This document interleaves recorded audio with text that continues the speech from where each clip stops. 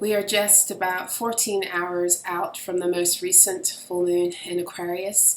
It's been quite a ride recently.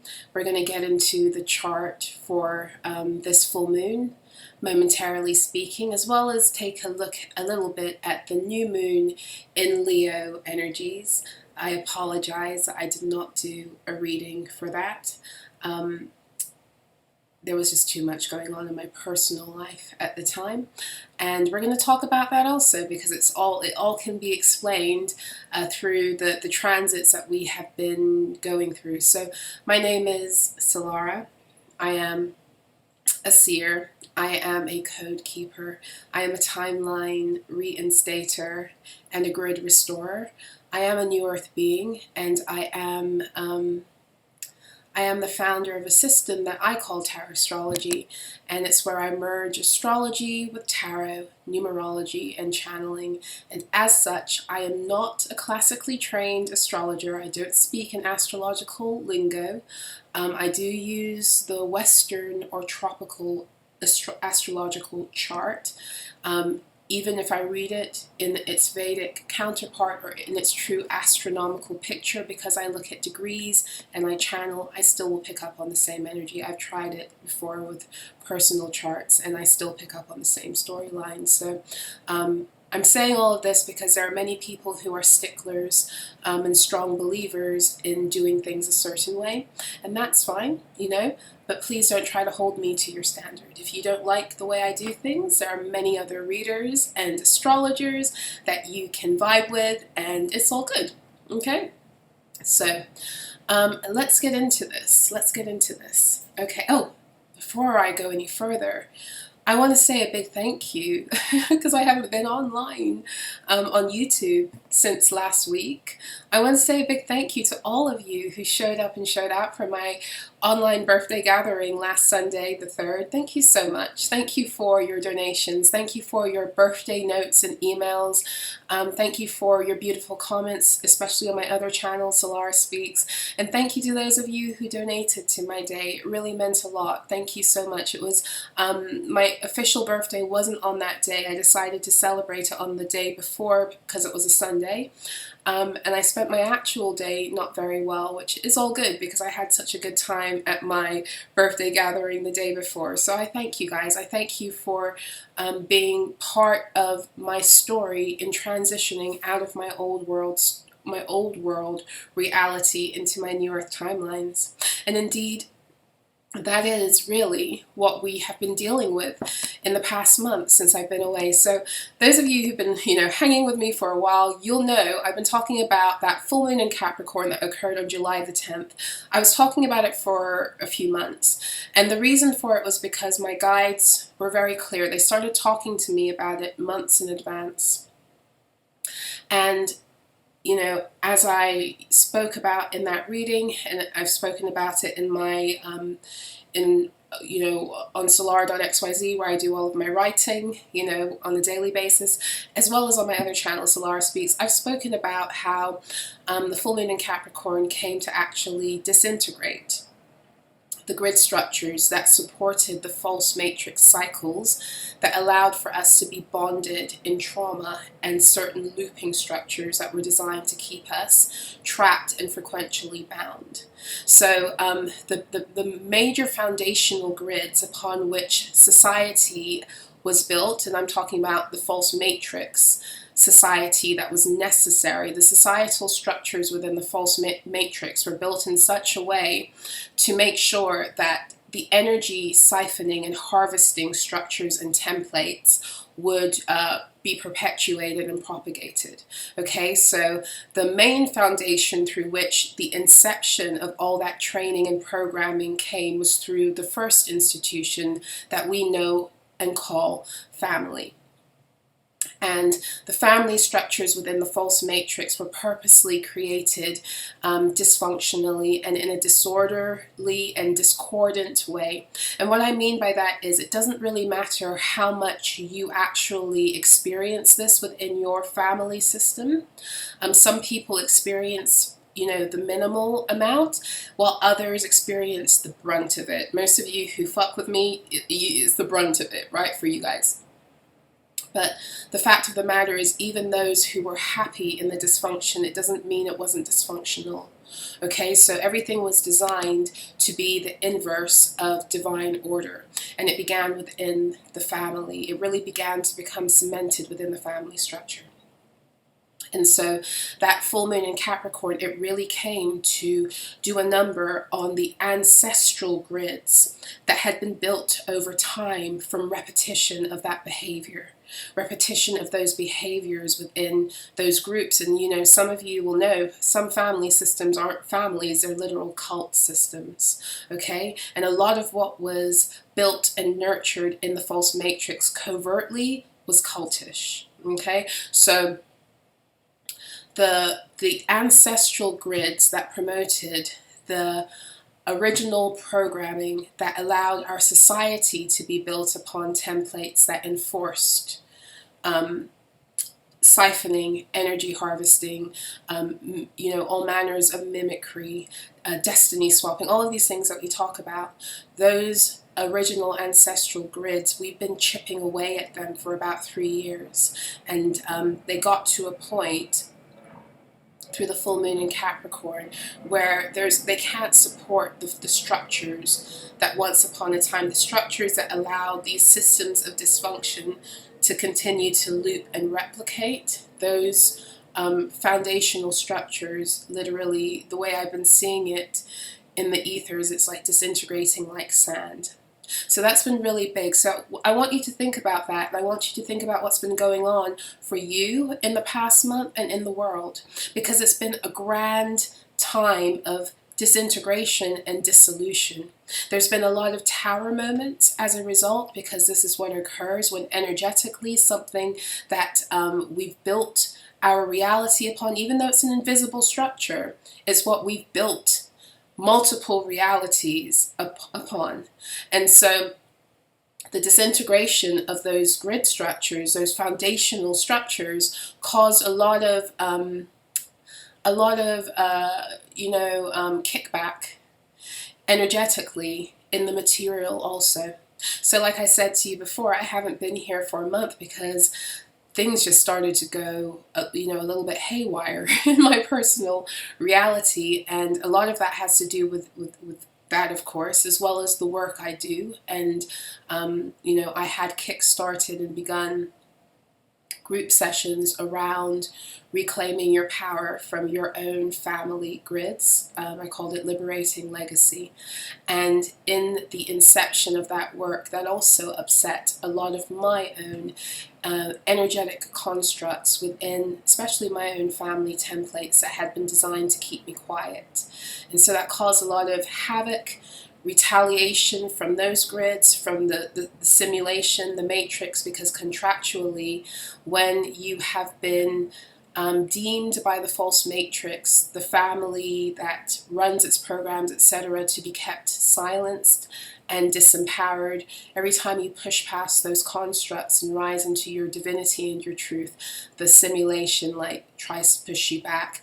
The entities that are running through family members as well as other society, because everything's interlinked, it's a big web, we're all interconnected to one another. So when your family can't get you, those entities start to jump, and a lot of these family bloodlines, very similar entities are intermingled within, and it's supposed to be that way. The whole structure of the false matrix energetically was to keep people, especially beings who have the power to trip the system, trip the false matrix, glitch it out and cause mass awakening. It was designed very specifically to target those beings and keep them in their place, and their families of origin were the main monitors, guards, keepers of their power being under submission. Okay, so many of you, this isn't really news to you in any way. Maybe the way I'm using the language around it might give you a little bit more clarity and confirmation. But it's nothing. The concepts in and of themselves, in terms of how you've lived them out, it's not new to you. Okay, so I'm saying all of this because 2 weeks ago, when we had the new moon in Leo, there was such an abundance of twos in that chart. I have it in front of me, so we'll go over it quite quickly. I'm not going to get into the wholeness of it. Of course, what has occurred through the new moon in Leo, it's still moving, it's still at work, right? But we're going to talk more about the full moon in Aquarius because that's really, it's more of a timely thing. But we'll go over some of the new moon in Leo because I didn't get the opportunity to do that. So the new moon in Leo occurred on Thursday, the 24th of July, at 2 degrees. So in other words, the sun and the moon were both at 2 degrees Leo at the time. Now what's interesting is that the sun was at 2 degrees and 8 minutes of Leo. The moon was at 2 degrees and 7 minutes of Leo, as my chart is showing me here on AstroSeek. And this is interesting because the number 8, as many of you know, is very much a Leo 9 number. We're just coming out of the 8-8 portal that occurred yesterday, right? The 8th month of the year is August. Leo season occurs from late July through to the 3rd week of August. So 8 is a big number that connects us to Leo energy. It also is very much about the return of certain solar codes that allow for the proper flow of energy to come back online on the earth again, very specifically as it pertains to the reinstitution of the Golden Age timelines. So this number ring is telling us a lot more than meets the eye. So with the moon, with the number 7, we have some kind of the moon bringing some kind of alignment, some kind of divine order through its newness. And through the sun, we have solar codes, very real solar codes that were coming in, especially those in preparation for the 8-8 portal that occurred yesterday. Now, 2-2 is a really interesting number because the messages I was getting when I was going to record the new moon in Leo reading, was that this new moon in Leo was bringing a bifurcation of realities, a bifurcation of timelines. And 2, of course, that's the duality that's when things begin to come from the state of oneness and begin to split into the possibility of what allows for all manner of creation to take place. So in other words, like if you're looking at this through the tarot, the aces begin something energetically, and very specifically something energetically that has to do with the specific planes. So the Ace of Wands begins something, a spiritual story. The Ace of Swords begins a mental story. The Ace of Cups begins an emotional story. And the Ace of Pentacles is the sublimation of all the other 3 coming into material form. Now, when things begin to come into material form, that's where bifurcation occurs. It's almost like, think of it this way, when the ace hits every plane, it's almost like when the sperm hits the egg and brings the egg to life. And then the egg starts to divide in cells, right? So first, the first division will be 2. It will be the split, and even if it's a very quick process where it's multiplying very rapidly, it's first going to become 2 out of the 1. So the 2s in the tarot are speaking about that energetic split that causes fission. And within that fission, then there's a choice. There's a choice point that begins. And this is an important thing for you to understand because this is how we create timelines, even when we're doing it unconsciously. So the minute we have an idea, a desire, a thought, that moment that we have it, we have a choice point as to how we're going to allow that idea, that thought, that desire to begin to grow, or even if we're going to at all. Because if you starve it of your attention, it doesn't come into fruition. But if you start to apply, very specifically, your emotional energy, that thing begins to take form. Okay, so I say that because through the new moon in Leo, very real timelines on this earth that have an effect on the collective picture began to form in very real ways. And those timelines from what it is I can intuit and what it is I've been, noticing, these are two very specific themes at play. On the one hand, we have the reinstatement of Golden Age principles coming to life through certain people. And then we have the beings who don't want to let go of the simulation. And it's becoming more and more apparent once again, and we keep on having these choice points, and we'll continue to have them until the simulation dies out completely. Because the simulation will not die out completely until it dies in us. And this is where the timeline creation is always based upon us. The collective timeline experience is based upon our own internal reality. And so the people who've been doing the healing work, choosing to rise, choosing to no longer accept the fucking false narratives around their own disempowerment and lack and false matrix worth, those are the ones that have, through that work, that internal work, been getting us to this process. And the ones who haven't been doing the work have been getting us to this process too. Because don't ever underestimate the power of those who are here, who are choosing to stay in the simulation or are choosing to stay aligned with that manner of thinking and being. Because for all things new to be born, like I said, there has to be a split. There has to be contrasting ideals. We can't all go in the same direction and have something new be born. Like literally, in order for things to come forth, there has to be a split. Nature herself shows us this in the creation of a baby, of an embryo, and in all things. Even if you look at how a seed germinates, there's a split, right? So through this new moon in Leo, that split materially is becoming more real, and very specifically for the purpose of the reinstatement of the Golden Age timelines here on the Earth, and the Golden Age wisdom that has to return to the Earth through us. And that's what yesterday's 8-8 portal was largely about too, right? It's not just a portal of like, oh my gosh, I can manifest my best life. That's not what it's about.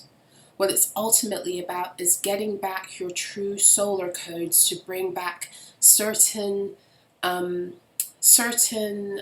codes, information, wisdom back on the earth that's been locked and dormant since the previous Golden Age, under protection, really. But now it's time for it to thaw out and come back into rotation.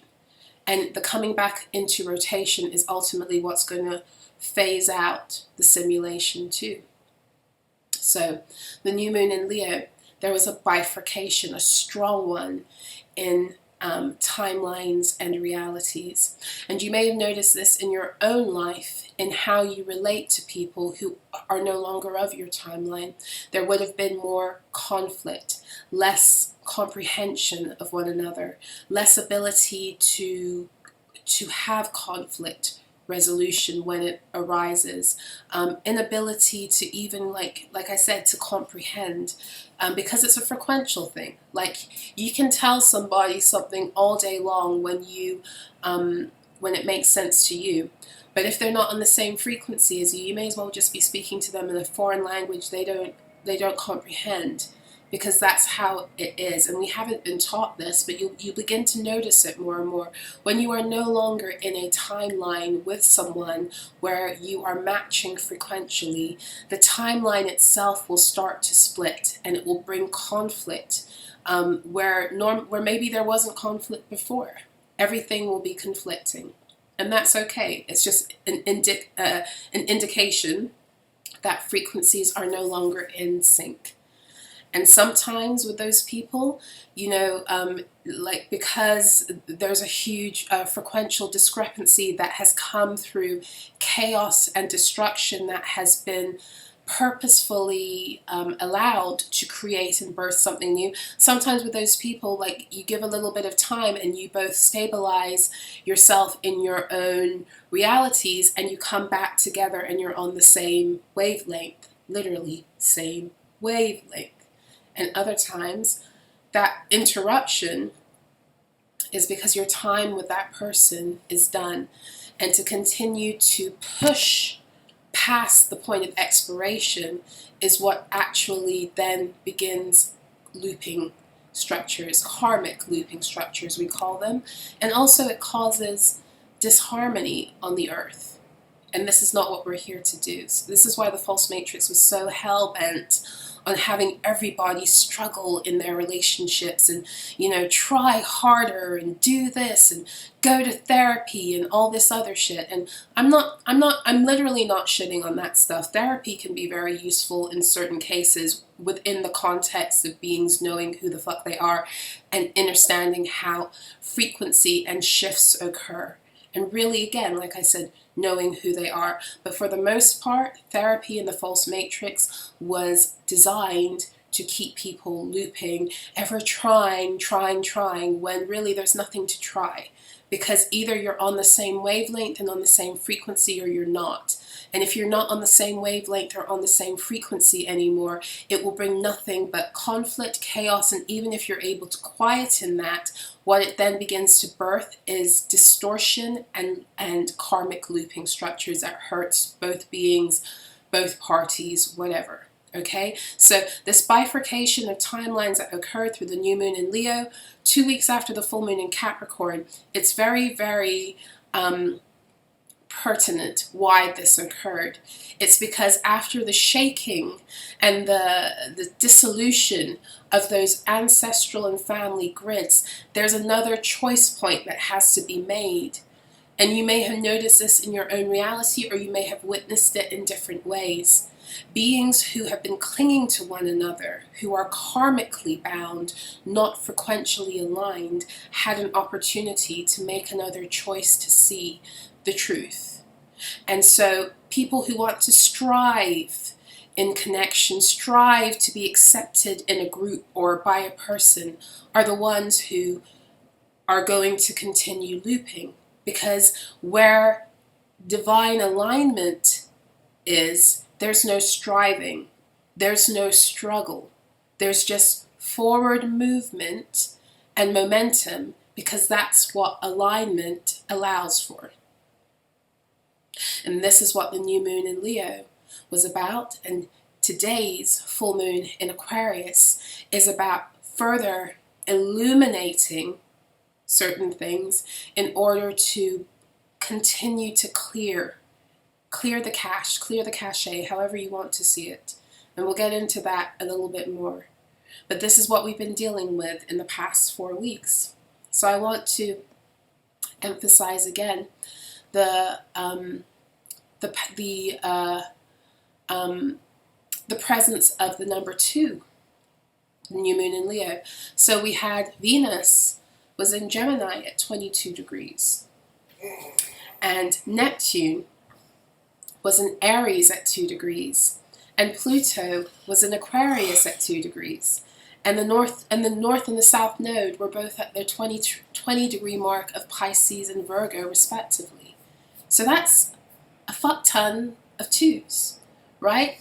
And then we had 13 was also another big, another number of significance with the new moon in Leo, with Mercury in Leo at 13 degrees and Lilith also in Scorpio at 13 degrees. And 13, of course, is a degree of, well, it's an Aries degree.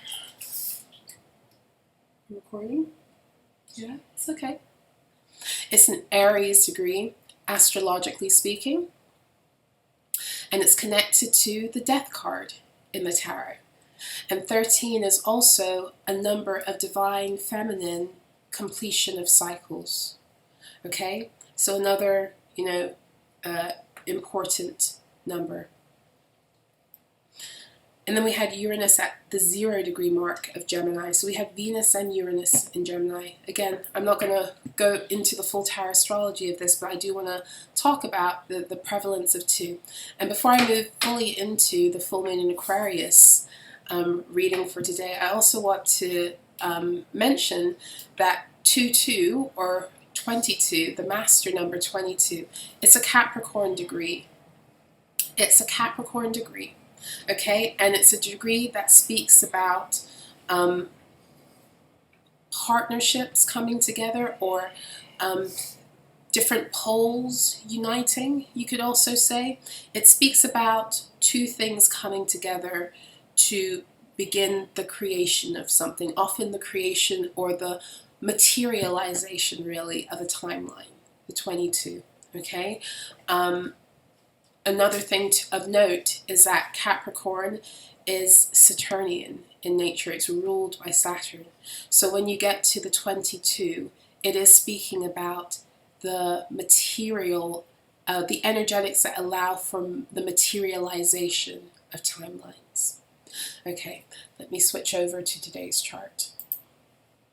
Okay, so according to my chart over here,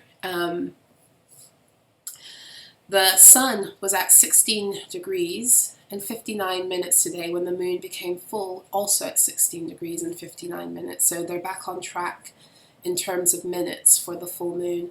And the 59, it's very interesting because the 59 is the final minute. So literally, maybe even in some parts of the world, the degrees might have actually been 17 degrees for the full moon where you are in the world. That could be possible. I don't know for sure, right? Like I said, I'm not an astrologer. I just read the energy through the numbers. But what I find really interesting about this is that with like being on the final minute of the 16th degree means that it's pretty much at 17. It's pretty much at 17. And why is that important? Well, because the number 17 astrologically is a degree of Leo. And it's connected to the Aquarius card of the tarot, the star. So Leo and Aquarius, right? We've got Sun in Leo, Moon in Aquarius. They're sister signs, right? Leo and Aquarius. So 17 is the star card in the tarot, and it speaks about when everything begins to align to the point where you are supported by the cosmos because you're in alignment. When you are in alignment with who you are and your function, the cosmos has no choice but to support you because that's its design.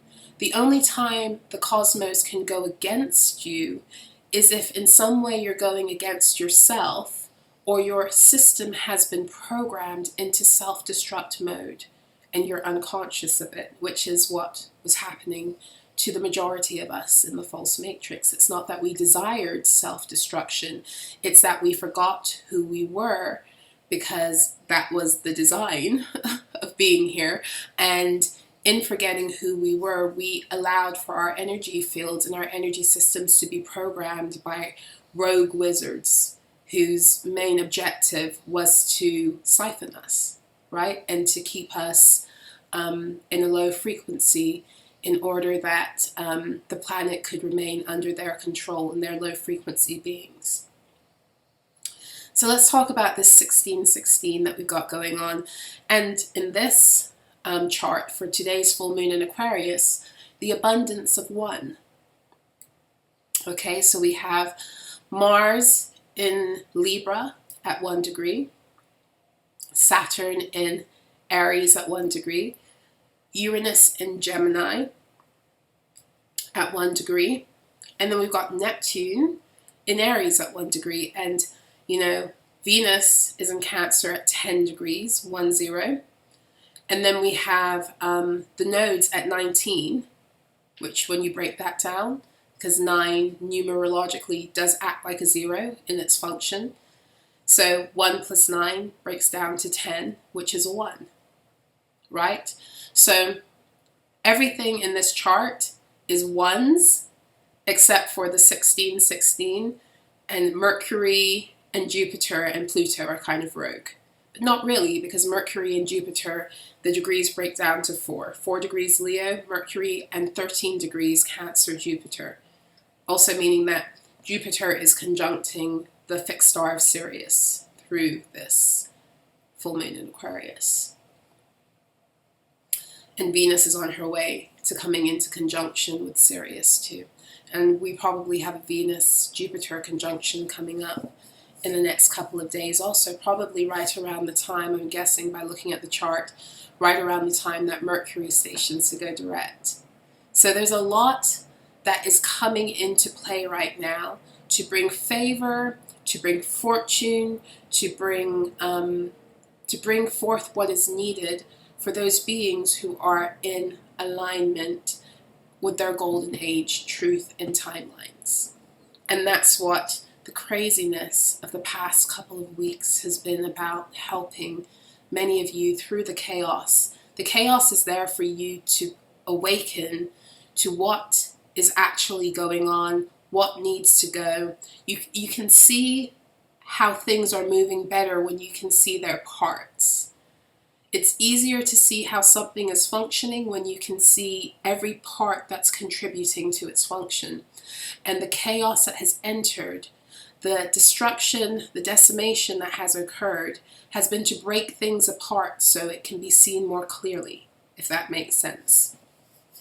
Okay, let's get into this, because through this full moon in Aquarius, that breaking apart of things isn't entirely over. If anything, this full moon is amplifying it, but it looks like it's on its final legs.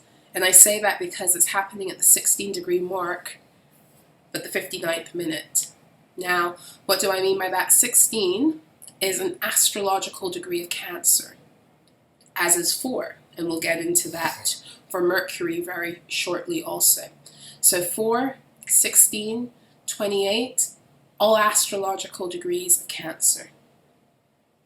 Okay, so 16 also, not for nothing, is the Tower card. It's a Tower card in the tarot. Okay, and what year was it? Is it 2022? 2022 was, no, I forget what year it was. That was very heavy in this energy also. Probably 2023 was connected to, it was connected to Cancer energy in the tarot, but astrologically it was a year of Libra. Okay, well, anyway, the 16 breaks down to a 7, right?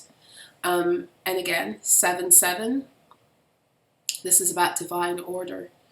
And again, 17, in terms of the tarot and the star, that's about coming into the necessary order where the cosmos supports you. So there's a lot happening right now, and it might feel very uncomfortable in some scenarios. And if it feels very uncomfortable, it's happening in order to bring certain things to the light and to reinstate the order that is necessary for the maturation and materialization of golden age timelines. Okay, so like the visual I keep on seeing, and even now as I speak, is like when you make a broth, right? So when you make, like for me, like when I make a bone broth, for example, and the first few hours you have to keep on skimming the surface of the broth, because all of the scum, the stuff that you don't want to stay in the broth, it starts to cook up. It starts to cook up, and you have the ability to remove it. And oftentimes it just looks like bubbles at the top, like white bubbles. Sometimes it might have a grayish appearance, and this is where you scrape it off. This is where the heat from the cooking and the refining process begins to break down impurities and allow them to rise to the top so that you're able to see and clear it out. Now, if you don't do that, and some people don't, and there have been times I've forgotten, then what will occur is those impurities will just continue to cook through. Some of them will, if they're water soluble, they will, steam off.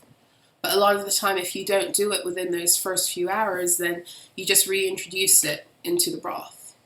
So I'm saying this because what we're going through right now is for the opportunity for us to skim the impurities out as we're in these positions that feel like we're in a boiling pot, right? And for those beings who choose not to do that, they're allowing those impurities to continue. And those impurities are what allow for lower realities and lower timelines and loops to persist, which is why the chaos, the destruction, the dysfunction amplified and in our faces right now is actually a gift, because it gives us the choice and the power to see the minutiae of what is holding structures, relationships, scenarios together, and either throw it out and realize it's no longer part of the timeline, or it gives us the opportunity to refine ourselves, the dynamic, whatever it might be, in order to come into alignment with Golden Age truth. Okay, so let's go into the breakdown of this in terms of the Tarotstrology. So the Sun in Leo at 16 degrees.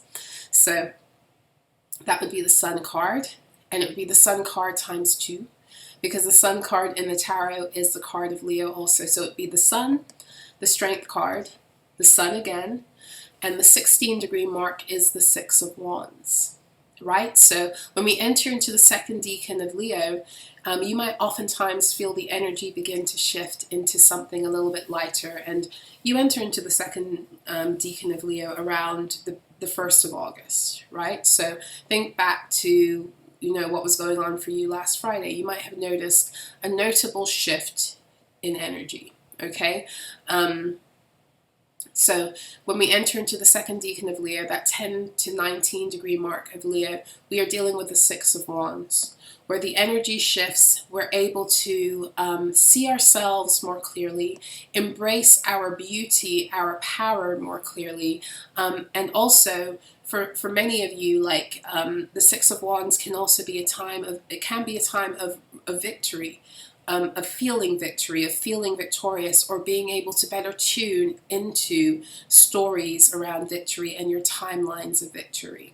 And this is important because it's through the Six of Wands energy that you receive the bulk of your serious activations. They've been building up ever since the Sun entered into Cancer, or the June equinox, the June solstice, my bad. Ever since the June solstice. Been growing, and through the 8-8 portal, through the Six of Wands, it reaches a pinnacle of concentration.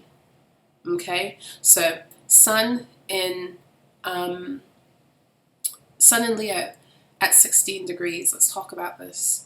So the 16 degrees, like I said, it is an astrological degree of Cancer with Tower card associations. So the Sun in Leo at 16 degrees on this new moon is bringing very clear illumination of what needs to go, of what needs to come down, of what needs to be destroyed.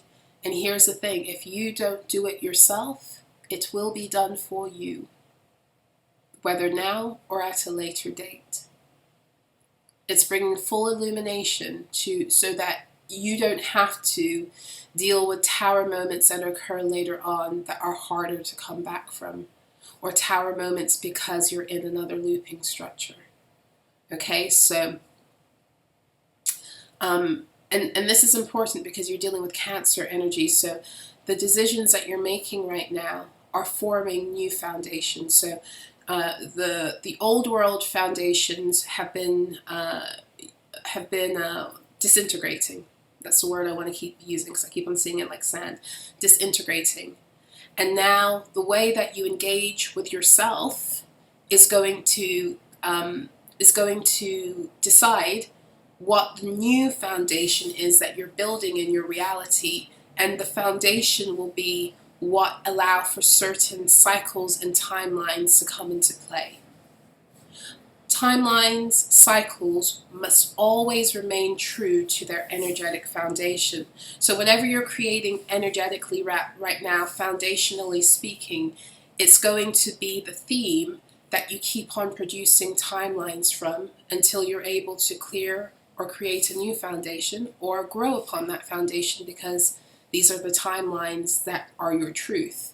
And this is what this full moon is wanting to help you do, is wanting to help you clear out that which might still be lingering, that residue, those things that have to go, that aren't in alignment with your timelines being true, in accordance with who you are and your golden age reality. Now the moon in Aquarius at 16 degrees, so this energy in the tarot is the moon card. You're dealing with Aquarius, so this would be the star, and the Fool to a lesser degree. And then again the 16-degree mark, that would be the Six of Swords. So the Six of Swords is a card, one of the cards in the tarot that speaks of moving away from certain things. Now, what are you moving away from? You're moving away from, well, you're moving away from the Five of Swords, right? You're moving away from the Five of Swords. And what is the Five of Swords? The Five of Swords is where you found yourself specifically parts of groups, groupthink, group narratives, where oftentimes there's a bully that is the author of that group narrative that wants to keep everyone in their place. And oftentimes in the scenarios where it's happening for you, you are energetically being targeted and ganged up on, oftentimes gang stalked in that kind of energy, gaslit and gang stalked. And the reason you're being gaslit and gang stalked is because within the dynamic of that group, your position as scapegoat is really important for upholding the false narrative that the main bully of the group, the main author of the dysfunction, needs to hold on to.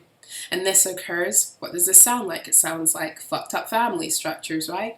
It also sounds like the fucked up social systems of the false matrix, because remember, everything is birthed from those family dynamics. That what you see happening in the world on a grander scale is just a magnification of the foundational energy which began in many people's homes.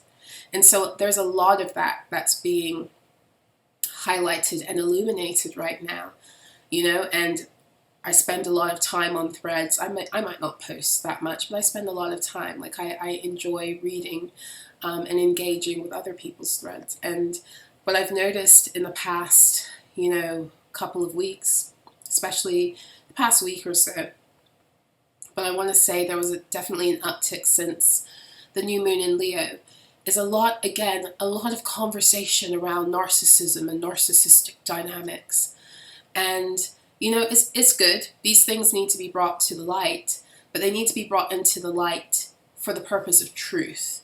And the truth that most people don't want to deal with is that we've all been part of these narcissistic templates, and we've all got those traits that are out of balance that we need to do the work on.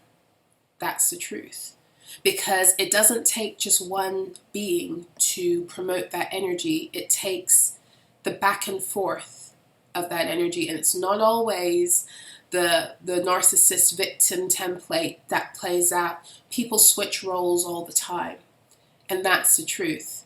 And I will say that when I first began to awaken, I come from a narcissistically abusive family template.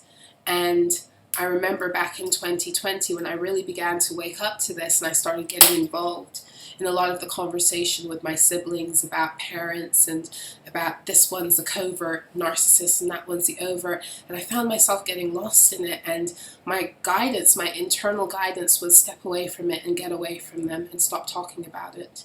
Stop talking about it with them, about your parents, and start paying attention to your narcissistic traits. Start paying attention to how these narcissistic structures have had an effect on you and your cognition and your perspectives and the way that you treat yourself and others in the world. Get away from the conversation, the volleying back and forth about other people and their narcissism, and start to take a look at yourself. And that's what the fuck I did. And the more I did it and the more I do it, because I'm still clearing myself, we're all clearing ourselves of these false matrix programming, that in all frankness, we did it for our survival and because we didn't know any better. But now we do. Now we do know better. So all of this stuff is coming up because it's time for people to take responsibility. Yes, it's important to notice how other people's nasty ass, toxic ass behavior has had an effect on you and your programming, especially if you are a victim or you were a victim of abusive cycles, abusive structures, and those beings programmed you the fuck out of yourself, and you've spent your whole life blaming yourself and not seeing what it is that other beings are doing. It's really important to be able to see that. But what I notice a lot of the time when these waves of energy come in order to bring grand illumination is that people are spending a lot of time looking at others instead of looking at, well, if they are in your energy, what is the lesson? What are they showing you that you need to refine within yourself? Instead of spending all that time conversing and wasting that time talking about them exclusively. And again, I'm not saying you don't need to vent and talk. I do it too, you know, especially in where I am right now in my scenario, because shit has been really intense in my life in that area for the past year and 3 months. And yet at the end of the day, all of this is coming up for us to see so we can align with the truth of who we are. And the truth of who you are, you actually cannot see the fullness of your glory until you actually see the depths of your own shadow and those things that you're afraid of, those things you are ashamed of, those things you've been taught to deny and to lock away in a closet like they don't exist. You actually cannot connect with the highest reality of who you are until you go and you begin to unveil those aspects of self. And that's what Scorpio teaches us, right? How to connect with our godhood by going into the basement of our souls and coming into alignment and acceptance of our own inner demons. Because your inner demons are there to protect you. They're not there for you to deny, to push down, to pretend that they don't exist. You know, when you do that, they actually become really fat. They become really fat and you don't even see them gorging in other areas of your life. Because when you cannot pay attention to an energy, you actually give it room to run rampant in the invisible. I had a mentor that used to tell me, because of who I am and what it is I've been through within my own, and how I internalized my own experiences in my family as a scapegoat, and how so many times I was taught to repress my power, and I'm not supposed to feel certain ways, because if I were to feel the truth of what it was I was really going through, then abusers would not get the opportunity to stay in cognitive dissonance. So, you know, that's another thing. When you've been abused and you're taught that it's not good to be angry or to tell the truth and all this other shit, and don't be a victim and all that other fuck shit that they tell you in order to keep you silenced and repressed and wounded, right? A lot of the time that's not for you. Not a lot of the time, all of the time, that's never for you. That's for the protection of the ones who are the abusers, who don't want to take responsibility for what it is they've done. And so I had a mentor, and she used to say to me, you know, you need to feed your shadow sometimes too. There's a time to feed your shadow. There's a time when there are things, everything in you has to be brought into balance. There are parts of us that have been at times undernourished. There are parts of us that have been overfed. We have to learn how to come into alignment with the needs of every part of ourselves. And for all of us, it's going to be different, right? So the moon in Aquarius at 16 degrees is shining the light of illumination on a lot of these narcissistic templates and paradigms, and where we fit it in, where we have, where we need to walk away from certain things, but more importantly, where we need to come into the awareness of how we feed the ongoing cycle and loop within us, within those dynamics, so that we can put those things to bed, because those behaviors, dynamics, loops are part of the simulation. They're part of the old world timelines. They're not part of what it is you're here to bring forth into the new earth and in the golden age. And this is exactly why there are certain beings that you're just not supposed to be around. And you're not supposed to be around them not because you're better than them and all that other bullshit. You're not supposed to be around them because you bring out the worst in them and they bring out the worst in you. And that actually is a huge disservice to the earth. This is why. And once upon a time, we were so consciously aware of our own energy and how our decisions and who we aligned with had an effect on the collective frequency and on the health of the planet.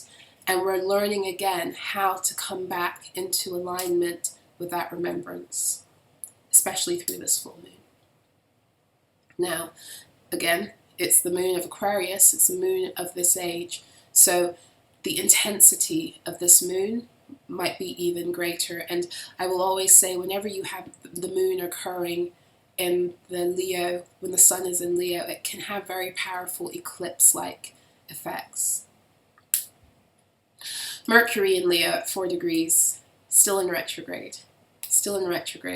But Mercury in retrograde this year, I feel, is serving us so much more than it was last year this time, because last year this time, Mercury had just gone into its retrograde phase around the 6th of August, 2 days after the new moon in Leo last year. So, and there's a lot of fuck shit that occurred through that window because of a lot of the other stuff that was happening astrologically. But we have a lot of beautiful energy happening right now. As Mercury gets ready to station to go direct, I think on, is it the 10th, or it's Monday or Tuesday, I think Mercury's stationing to go direct. And probably around the same time, like I said, we have Venus-Jupiter conjunction. So we've got a lot of beautiful energy that's here to assist us for as long as we're ready and open to receive. A lot of beautiful energy to help us move into higher experiences. Mercury in Leo at 4 degrees. So the 4 degree mark is, again, it's a degree of Cancer, astrologically speaking, tarot associations to the Emperor card. So Mercury is speaking to us through this full moon in Leo about the reestablishment of golden age timelines. But very specifically, right now, there's a lot of reseeding in the earth and materializing certain codes that have been dormant since the age of Leo. It's time for them to come back to life.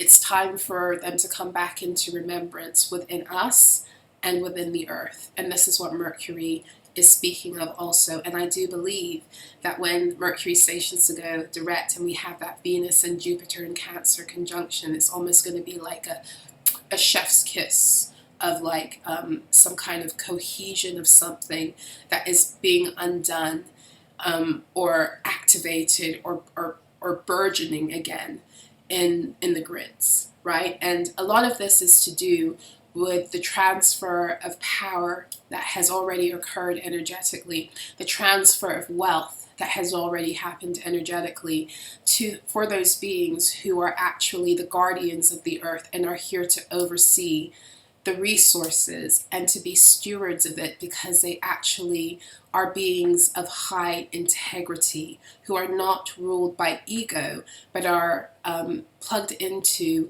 the mind and the heart of Source for this planet, for its people, for the life that exists here.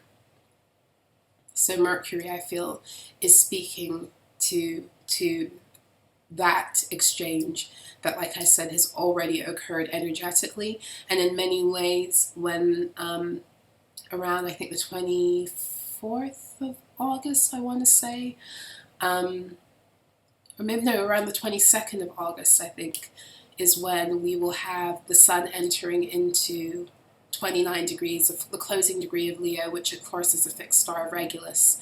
And this is the anointing and the appointing of true authority on the earth. So a lot happening right now. Venus in Cancer at 10 degrees. Okay, so Venus really likes being in Cancer. She doesn't rule that sign, but she's very comfortable in Cancer because Venus in Cancer speaks about how we go about beautifying the home.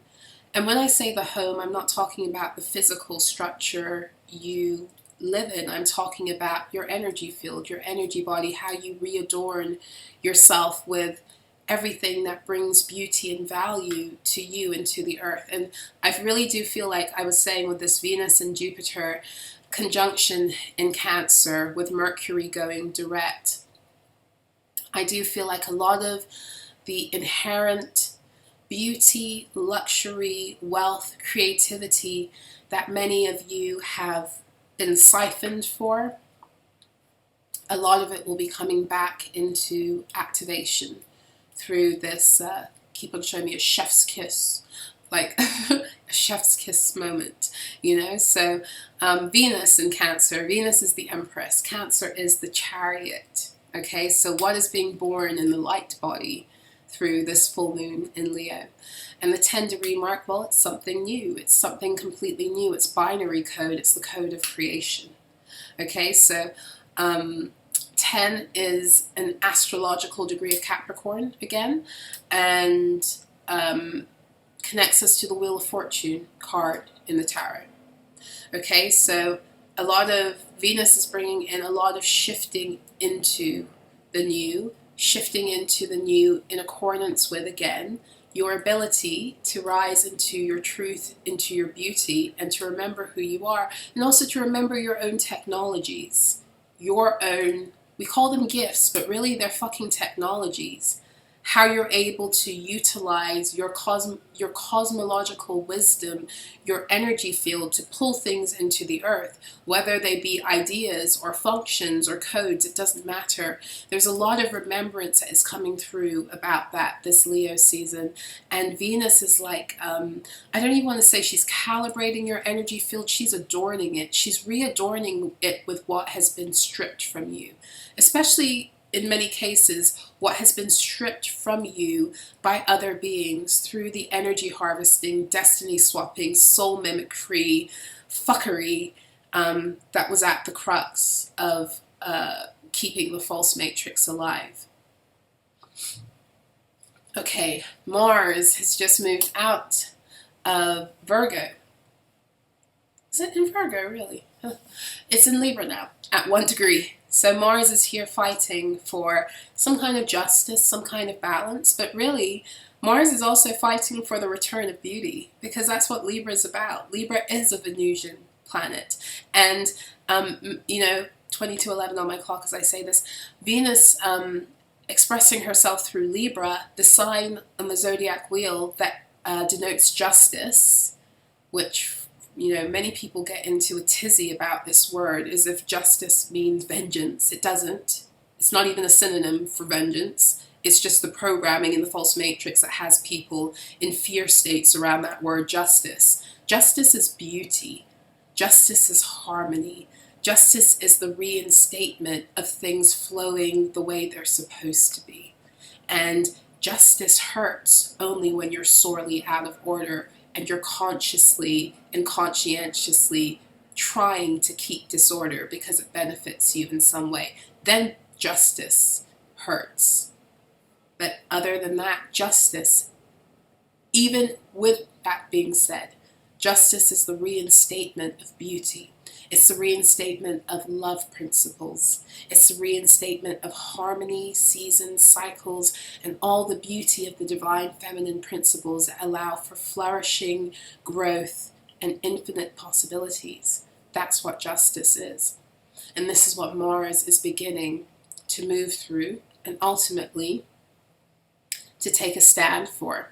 And with this Mars in Libra, this is also about the divine masculine energy on the planet rising up in protection now of that which is the divine feminine aspects that are returning, that are rising again, and that need that masculine protection. I'm not talking about men per se, although it can be expressed through men. I'm talking about the divine masculine principle that lives within all of us. So on an individual level, this speaks about the protection of your rest, the protection of your creativity, the protection of your birthrights, the protection of your right to peace, the protection of your serenity, the protection of, your ability to be housed. All of these things that are so important for your thriving and not just your survival, that are so important for the stability of your fucking nervous system, because that's what Cancer also deals with. Cancer deals with your nervous system and the things that either help to bring more stability or completely dysregulate you, because Cancer is also the mother. You get your nervous system capability, it comes through your mother initially. So Cancer is all about the recalibration of the nervous system to help you align with your newer timelines. So Venus is speaking to that too, and Mars is protecting that. So Mars is also in high protection mode in Libra of what it is that you have attained through your healing processes of Cancer season. Cancer season was rough, right? It was rough. There was a lot of healing to be done this Cancer season.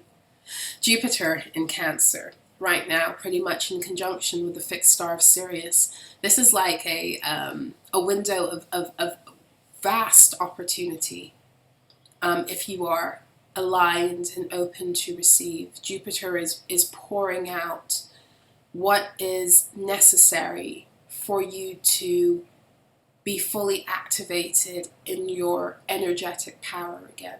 And this is what allows for true wealth, right? So Jupiter is the wheel. Oh, I didn't do the, let's go back just a second, because I haven't done the TAROTSTROLOGY for Mars and Jupiter. And the 10-degree mark of Cancer with Venus, that's the Three of Cups. I forgot to share the minor arcana. Okay, and Mercury, Leo at 4 degrees, the minor arcana card for that, I forgot that too, is the Five of Wands. So Mars in Libra, that's the Tower, the Justice card, the Empress to a lesser extent. 1 degree of Libra is 2 of Swords. Okay, Jupiter in Cancer, that's the Wheel of Fortune, the Chariot. 13 degrees of Cancer is the Three of Cups. 13 is an astrological degree of Aries with tarot connections to the Death card. Okay, let's see, where do I want to go now? I think I'm just going to talk very loosely about the prevalence of 1 here, because we've got Mars in Libra at 1 degree, Saturn in Libra at 1 degree, which means there's some kind of Mars-Saturn opposition that's been at play here. Uranus in Gemini at 1 degree. Neptune is also in Aries at 1 degree. So Saturn and Neptune are trading secrets, trading information, right? And then Pluto is in Aquarius at 2 degrees. But let's talk about this abundance of 1. What is 1? 1 is within the binary code when something is beginning to become. So the 0 is an infinite possibility in the void from which all things are created, and when it moves into the stage of 1, something is at the very beginning of being formed. So this is what we're seeing right now. Something is at the very beginning of being formed, and a lot of things are on their last leg, and many things are in swift descent. And the full moon in Aquarius is helping us not only to see this, but to make sense of what needs to stay and what needs to go. What is of this new age. And bear in mind that these things that have to stay and go, they're to do with your timelines now, but they are actually also to do with the previous golden age. The players, the loops that you found yourself in with these players, a lot of you, the beings that have been your biggest karmic nemesis, quote unquote, in this lifetime are the ones who you fell out with at the dawn of the false matrix. They are the ones who sold you out, or maybe you sold them out, or maybe you sold each other out. And there's been an opportunity for things to be put right, you know, and sometimes they have and sometimes they haven't, because we all got our own lessons to learn, etc., and our own choices to make. But many of these beings that you've found yourself in the biggest conflict with have been the ones who, a lot of you have been, you've been binded to them since the previous golden age. You've been binded every time you've come here on the earth to be stuck with them in some way, shape, or form. And that's a whole other lesson and reading, right?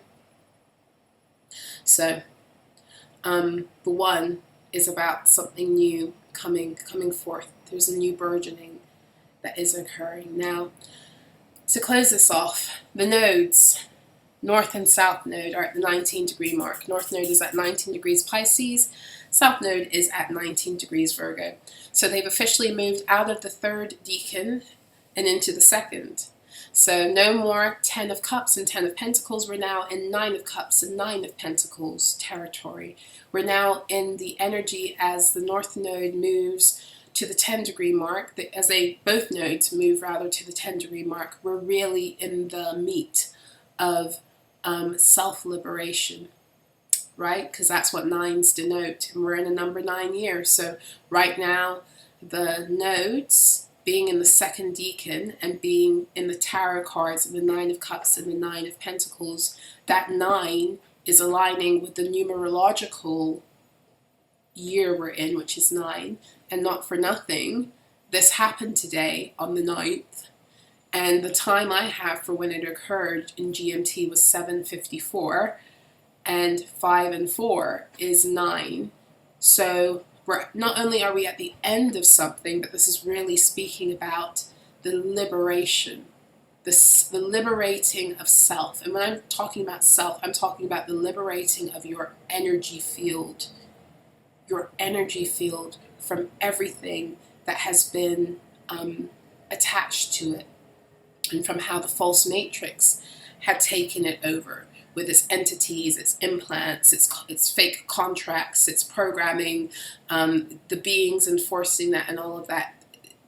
For as long as you are consciously doing the work and are aware and radically honest, because that's what the Virgo energy requires for you to be liberated, is that radical honesty with yourself and your own soul, then liberation is nigh, if not already here, right? And not for nothing, you know, the next moon that we're dealing with is the new moon in Virgo, and we're going to have 2 new moons in Virgo.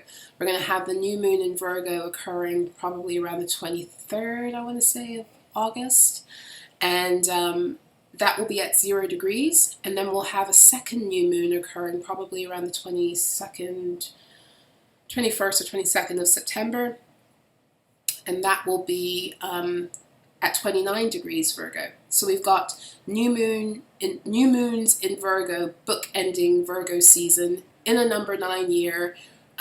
We have the foreshadowing of the significance of this 9, with the full moon today in Aquarius occurring on the 9th of August at 7:54 in 2025, a number 9 year.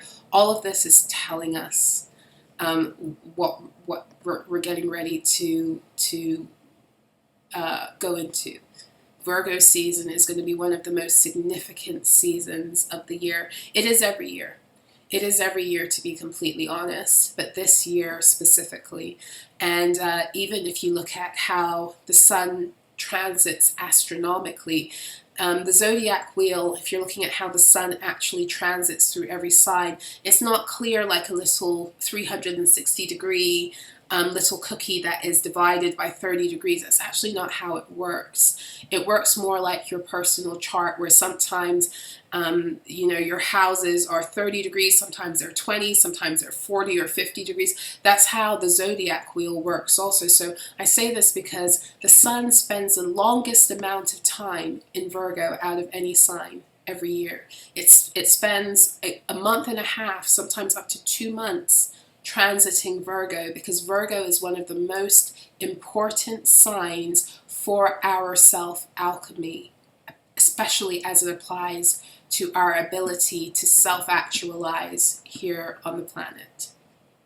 Okay, so big energy we are being made ready for. And the 1919 is interesting because 19 is the sun card in the tarot, right? This the card of Leo. The sun is in Leo, 1919, and it is the card of alignment. So the 17 is the card of when you come into alignment and the whole cosmos is in support of you. And by the time you get to the 19 degree, it's like you don't even care. And you don't care because once upon a time you strive to be in alignment for the support. But by the time you get to 19, it's like your royalty is back. So you know not only that you don't have to strive for alignment or support, but that your very existence is to be honored. It's a different caliber of alignment, right? And so we have that being expressed through the 1919. Alrighty, and not for nothing, that's how often the nodes return to a sign, which is interesting also. It's like just over 19 years, a node will re-enter into a sign. So for example, you have your north node return when your first one, probably when you're around 19, second one when you're about 38, so it's every 19 years and some change. Alrighty, so that's what I have for you. I hope that this reading was helpful and insightful. I wish you guys a happy full moon in Aquarius. For those of you who would like to work with me one-to-one for either soul recovery, well, first and foremost, let's talk about soul recovery. If you'd like a soul recovery session with me, a 60 or 90 minute, you can book directly through my Ko-Fi. I will put the links for that in the description box below and in the comment section. For those of you who are interested in Tarotstrology readings, whether it's a one-to-one or an audio reading, the audio reading and the one-to-one can be booked with me directly via email, solarahspeaks@proton.me. I am no longer doing Tarotstrology reports. I'm very, very happy to report that I actually just finished, put the final touches to my final one a few days ago, and it clocked in at 50 pages. And at this point, in the past 3 years since I began writing Tarotstrology reports, I have written anywhere between 1,500 and 2,000 pages for you guys who have ordered reports from me. And so I'm putting that part of my services to bed for now. I will not be writing personal Tarotstrology reports anymore. I've loved writing them for you guys. You guys are amazing. Those of you who have given me the honor and the privilege of channeling and writing your reports, but it's time for something new. It's definitely time for something new, and I've enjoyed it. It's every single time it's been like giving birth. So it's like in the past 3 years I've given birth to maybe about 40 babies. I don't know, I forget how many reports I've done at this point, but it's enough. It's enough for now. But I still do Tarotstrology readings, so if you would like me to break down your Tarotstrology soul mapping report or soul mapping reading, full birth reading, full rebirth reading, I should say, then you can hit me up on my email, solarahspeaks@proton.me. If you would like to donate to my work and my ability to continue to do what it is that I do here for you guys, you can do so through the payment links that I will put below. For those of you who would like to get more guidance from me on a daily basis, you can join me over on solarah.xyz. Every single day I do a daily alchemy, so that is the daily message that comes through for free for everyone. And then I have 3 member tiers. I have my Opal, Larimar, and Jade tiers, and each of them are different prices and different levels of access. So you can check that out on my website, solarah.xyz. For all information about who I am, my work, etc., you can go to my main website, solarah.info. So I think that's it. I do think that's it.